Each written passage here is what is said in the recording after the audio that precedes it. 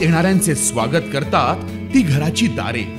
आपले घर, बंगला, ऑफिस, फार्म हाऊस यासाठी सुंदर डिझाईन केलेली jumbo French door, safety door आणि तीही 18 गेज GI सेक्शन मटेरियल वापरून आणि 80 मायक्रॉन पावडर कोटिंग केलेली, संपूर्णपणे मेंटेनन्स फ्री।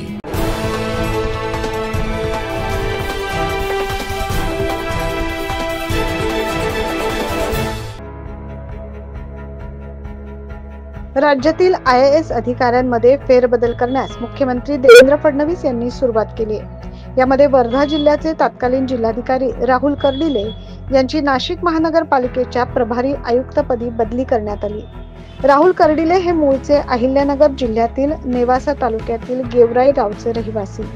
3 वेळा सातत्याने UPSC परीक्षेच्या अंतिम टप्प्यापर्यंत पोहोचून मुलाखतीत ते अपयशी ठरले। राहुल कर्डे हे 2015 मध्ये UPSCतून 422वी रँक मिळवून ते सनदी अधिकारी झाले।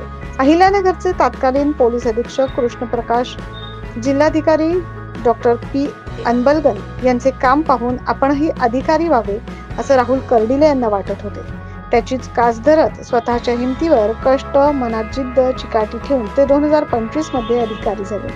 त्यांना मिळालेल्या या यशामध्ये मोठा भाऊ, आई, बहीण यांचा मोलाचा वाटा असल्याचं कर्डिले यांनी एका मुलाखतीत सांगितलं।